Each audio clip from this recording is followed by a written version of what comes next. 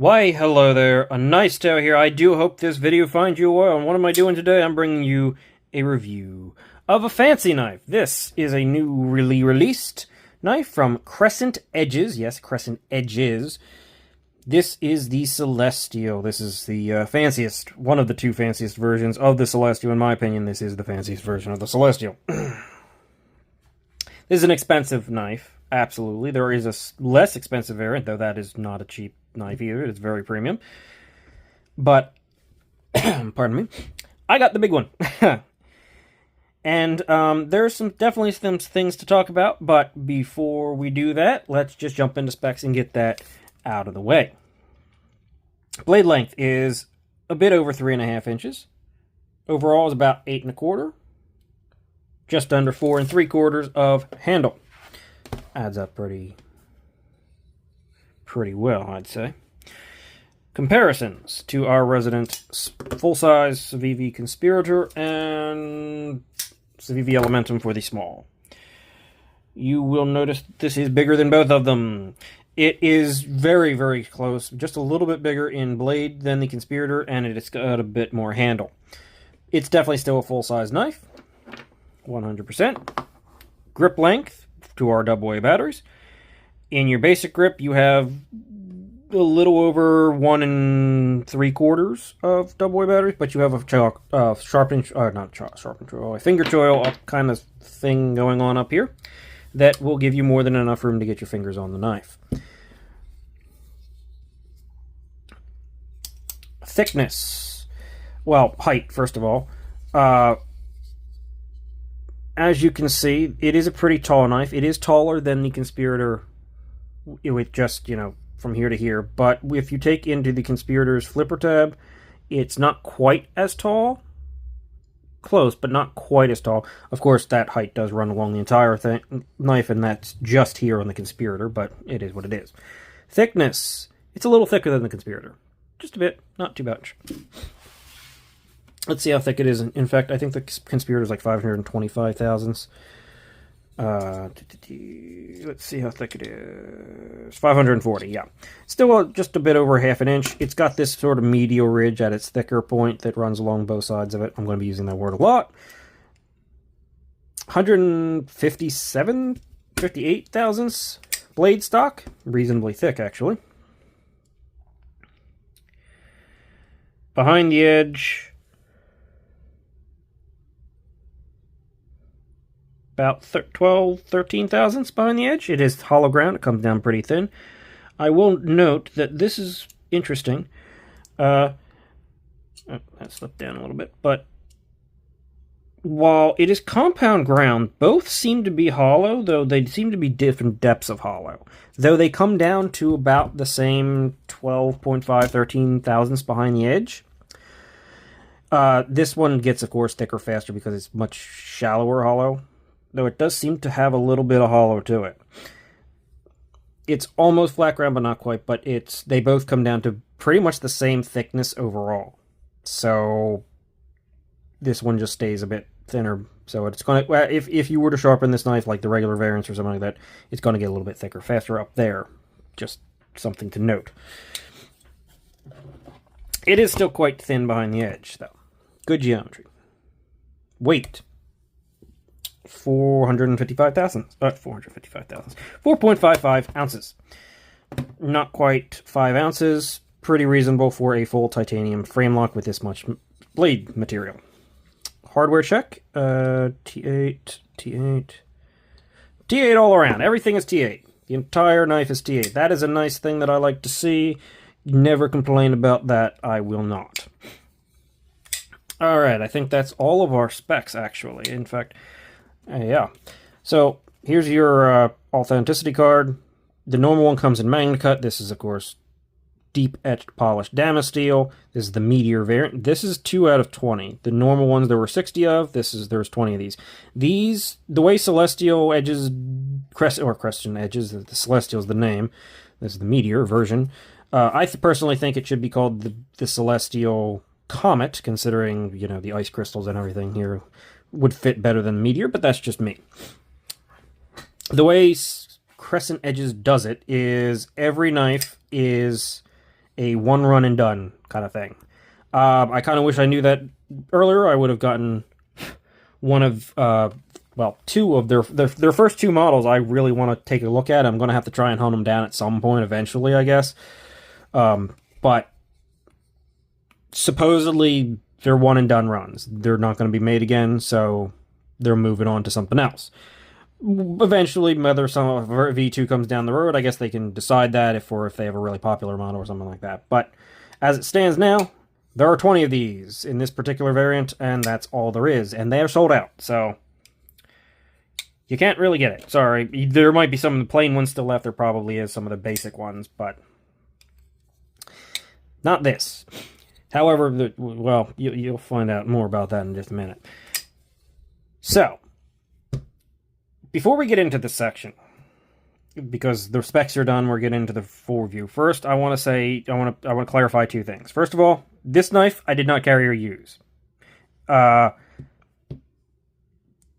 didn't do that. I'm not. This isn't basically this is more of an overview than it is a standard typical review from me. I normally carry and do some cutting with the knives. I cut a piece of paper. I cut a tiny a couple inches of cardboard just to see how it does. It's good. I wasn't going to use this thing. The basic version I would have, but I don't have one of those, so can't do it. Small channel. Right, it's small. That's what you got. What you get, and this is what I got. So the second thing I want to say about this knife, I have, of course, played with this thing and gotten a feel for it, so I'm still doing the overview. But the second thing I want to say about this knife is I'm not keeping this knife. I'm not in love with this knife. Just not doing it for me. There are a few things, we will talk about them, that just don't quite hit it where I want it to be. It's not quality. It's a good knife. It's a great knife, in fact. And I'm not just saying that because I'm going to be selling this knife. In fact, if you were interested in this knife, because they are gone, I have an email down below in the description of all my videos. If you are interested in this thing, you can send me an email. I can't guarantee it's still going to be around, but I'll find somewhere and someone who will like it and love it more than I do. Like I said, it's a good knife. It's a very good knife. There's one thing that I can say is objectively wrong with this knife. But it's mostly just all subjective stuff that is just not doing it for me. And that pains me to say because, yeah, that Damasteel, when the crystal tie is executed super well, and it pains me to even consider getting rid of it. It does. But I am, because the rest of the knife, the design itself, is just not feeling me. I'm not feeling it, so. Is what it is. What are we actually looking at? In the blade, we're looking at a dropping clip point compound ground Tanto, I suppose, with a relatively central pointed tip. In fact, it's pretty much in line almost with the center, and that's part of the reason that it bothers me, because just certain angles aren't quite working out the way I want them to look, and it's throwing me off. But yeah, it's sharp. It's got this. Really? The logo right there? Really? Anybody who's seen some of my other videos knows I hate when they put logos down on the cutting bevel of a knife, and they did it here. Especially with this small, boutique kind of small batch premium models. You don't really need to put your logo on it in general, but if you're gonna do it, don't put it on the freaking blade like that. Put it here, or find a way to put it here, or put it here. I mean, a lot of people put it on the pivot, and this is a good-looking logo. That's not a bad-looking logo. I would be totally fine with that on a pivot, or even right, on a flat back here. But there, that bothers me. I don't like that. I mean, I almost didn't keep my Knoll Knives Vandal for the same reason. The Voodoo, I love. I was going to keep that. But the Vandal, almost didn't keep it for the same reason. And I like that knife. I like the design of that knife more than this one. It bothers the crap out of me. But that's just one. That's the first aspect. Sharpening tool and plunge ground on this knife are not actually great.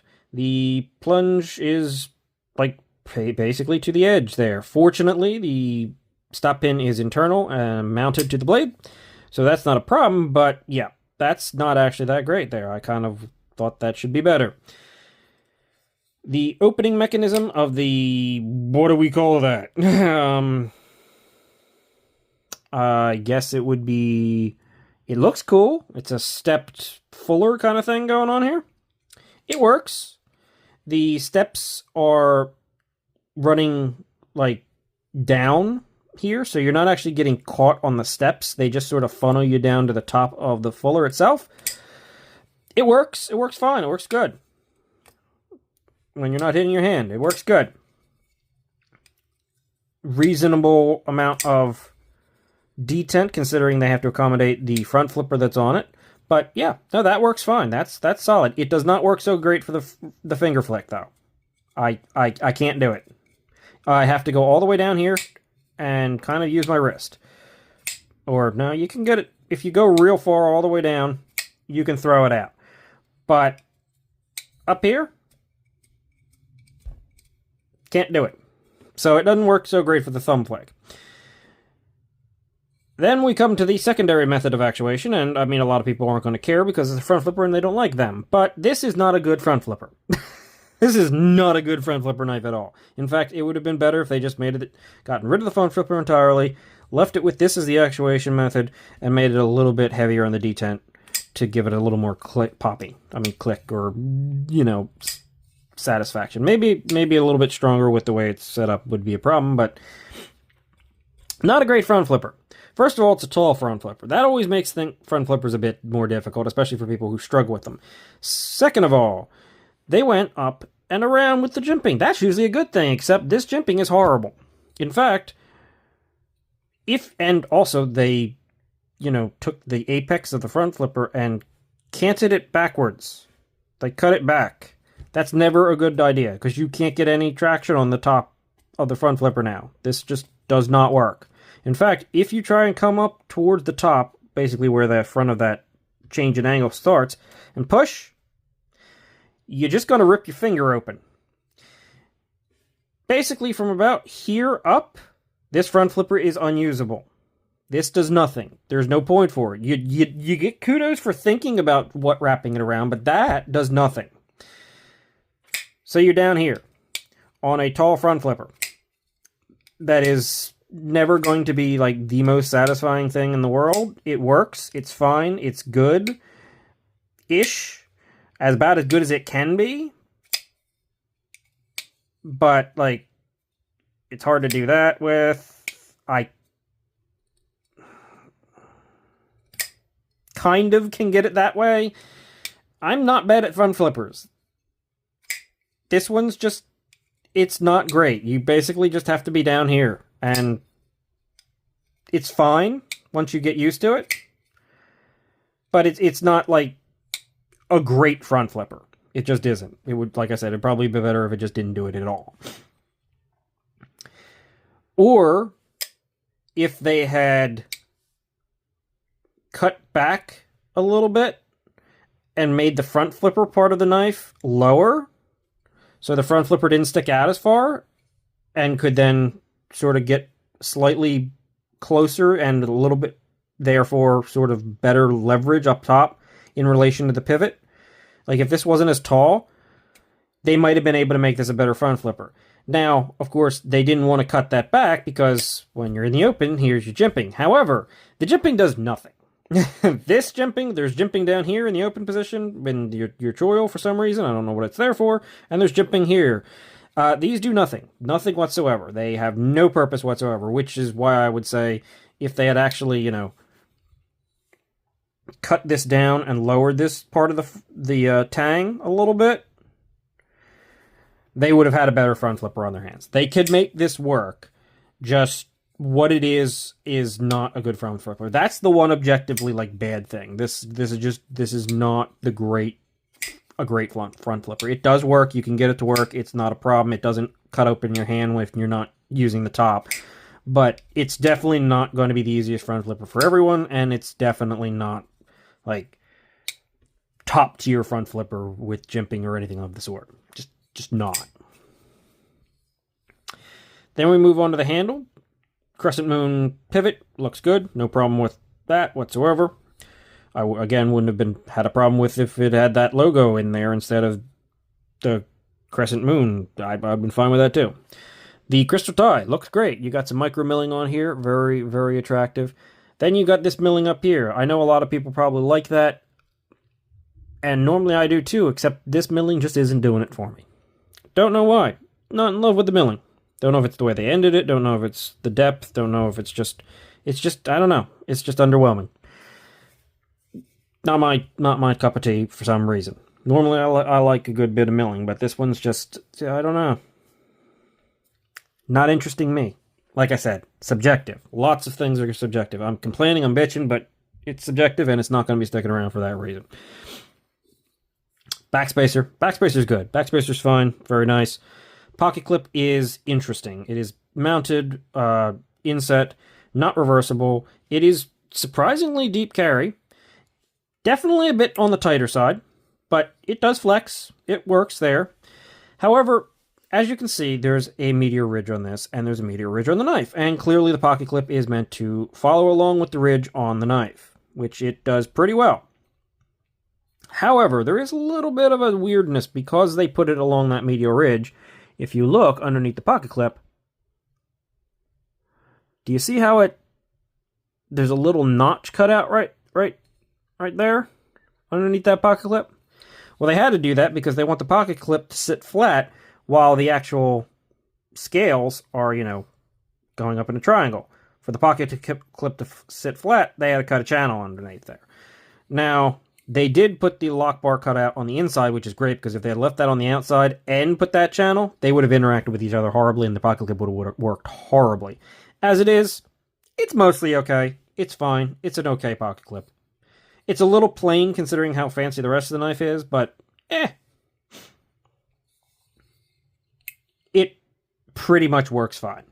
Just a little bit, like, maybe in some thicker pants that could get hung up a little bit weird. Normally you want as few, hard edges and things to get bound up on around that pocket clip pinch point as possible, not cutting in a channel. just my 2 cents. The backspacer also wraps around pretty far, just to mention that. Lots of milling inside for weight reduction. The actual cutout for the lock bar is, they didn't really give you a ton of access. I mean, that's part of the design and everything, but they did bowl it out really well, and you can definitely get it from pretty much the side, slightly from the diagonal, but pretty much from the side, and the blade drops down, and you mostly hit the inside the choil and not the edge. The action is what you'd expect from, I believe, Riot that did it. Did I say that already? I don't even know.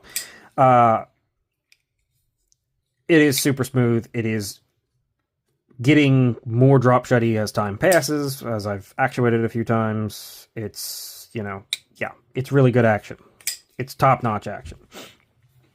And the final thing I wanted to talk about is the primary reason, aside from just those minor little hiccups, those compounded with the general angles and flow of this knife. That's what bothers me, I think, the most. This knife just feels like it's going like it doesn't feel, when you see it, or when I saw it in pictures, I got this idea of this sort of like straight, like dagger-esque sort of like sword kind of blade, right? And knife profile. And when I get it in person and I've seen it and I looked at it, I mean, you can kind of see it. The angles they're not the parallel lines that I wanted. And I think it's just messing with my head. First of all, you can definitely see it. The edge is at an incline here. It's not parallel with the spine. And in fact, when you hold it in hand, you can kind of see it cants away from the cut and not into the cut. You can sort of hold it so it cants into the cut, but that would be where you want it to cant. That's where it actually cants most of the time. It's not as good at trapping material, and that upward flow of that edge just doesn't match up well when just looking at it. I don't know why it bothers me that it's hard to tell in video and picture and everything like that, but it angles up a little and it just doesn't run parallel with the spine, and it's, I don't know, with just such a, like I said, a knife that is clearly got this sort of dagger sword-esque aesthetic going on. That bothers me a little. It bugs me. That's what it is. A lot of things have added up to bug me about this thing. And the funny thing is, I actually think there is enough room. If they had taken a little bit of this backspacer off and made it just like a little bit thinner, like right in this area here, they could have probably had this knife, this edge, run basically parallel. It would be here, and it would just run straight across, instead of going up the way it does a little bit. And that incline, for me, throws off the aesthetic and flow of this knife. Also, the actual blade seems to... It's really hard to tell. I can't tell if it comes out of the handle, or if it's just overly exaggerated because it flows in and cants up there. This actually feels like it's kind of like out a little bit, too. Out of alignment, basically. And that's... I kind of want the alignment, because that's what I saw, and that's what got in my head. And that's what's causing an issue. As weird as it sounds, I know. It's just like little things. The not aligning right here. This sort of butt end. It kind of balances. Not really. If they had done it like symmetrical, it would be more interesting. But it honestly sticks out kind of higher than it needs to be. If they'd lowered this down and made it sort of symmetrical with this a little bit more, which you can definitely see in the video. This point is higher slightly in relation to this point, and it sticks out further.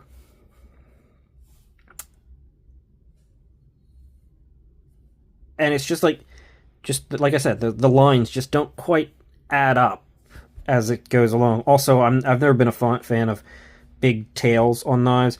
I find that when you really grip into them, oftentimes when you hit the tail, it can definitely be kind of weird in the hand, and it oftentimes interacts weirdly with the pocket clip, which, especially considering the pocket clip, because it follows that medial ridge, gets awfully close to the bottom here.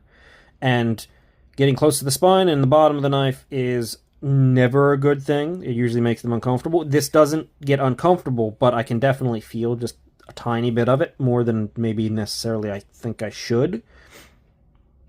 It's not a problem at all for ergos and comfort, but I just don't think it plays well. And it's a bunch of things like that are just kind of strange, that don't add up to me being completely in love with this thing the way I want to be, and thought I was going to be based on the images and the pictures and the stuff like that, because I don't know, I didn't really notice that if you sit it here, if you sit it down, see that the cant of the actual handle is sort of up.